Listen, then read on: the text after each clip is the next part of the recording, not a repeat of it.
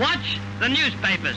This band will be playing real dance music in your town soon.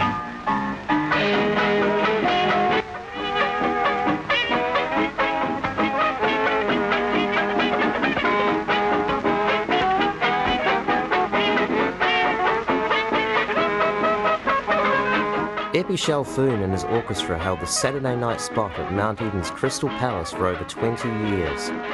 Epi is long gone, and the few surviving members from his orchestra are all now in their 80s.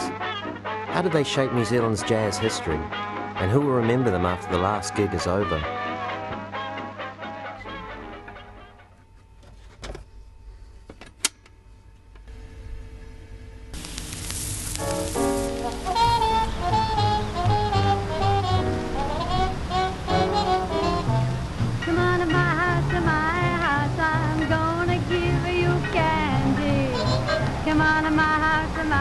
I've always wanted to forget that record. Dad was born in New Zealand. His father wasn't, but he was born in New Zealand. His mother was a full-blooded Maori. Bararia Hopa was her. Hopa was her family name. And my grandfather was Lebanese. And he came out here, and of course he loved horse riding, and he went down with a cousin down to the Bay of Plenty and saw this Maori woman riding the horse across the field, jumping the fences, and he said, "Who's that? That's for me," or words to that effect. Epi's mother had been a well-known singer in the Māori concert party. No wonder then that a firstborn Epi and some of his brothers took to music. Epi and his Melody Boys were already a hit in Rotorua during the 1920s, but with an abundance of dance halls, the Auckland scene beckoned. In 1932, Epi landed a Saturday night residency at the Crystal Palace, which became the place for young people to meet.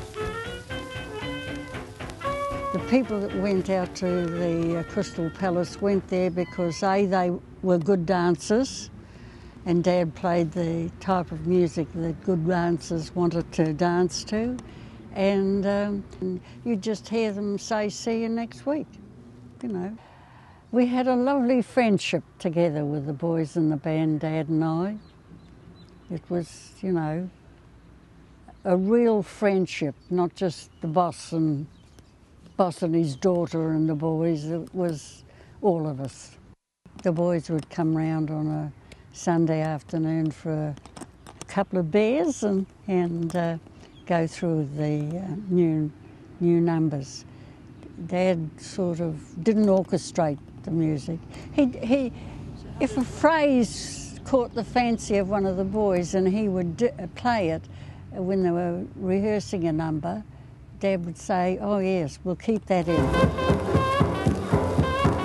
Along with the strong friendships that grew within the band, the freedom that Epi gave as soloist was a key factor in creating a unique jazz sound and thrilling audiences. Featuring Bobby Griffith and Nolan Rafferty on trumpets, this 1946 acetate recording was relayed live from the Ritz by phone line to Stebbing Studio in Avondale. Frank Gibson Sr., Epi's good friend and drummer, brings the drums to the forefront as a solo instrument on this track.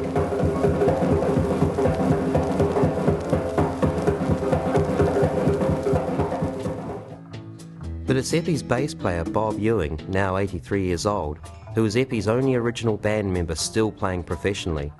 Every Thursday you'll find him entertaining diners at the Brick Lane restaurant with the John Wilcox Trio.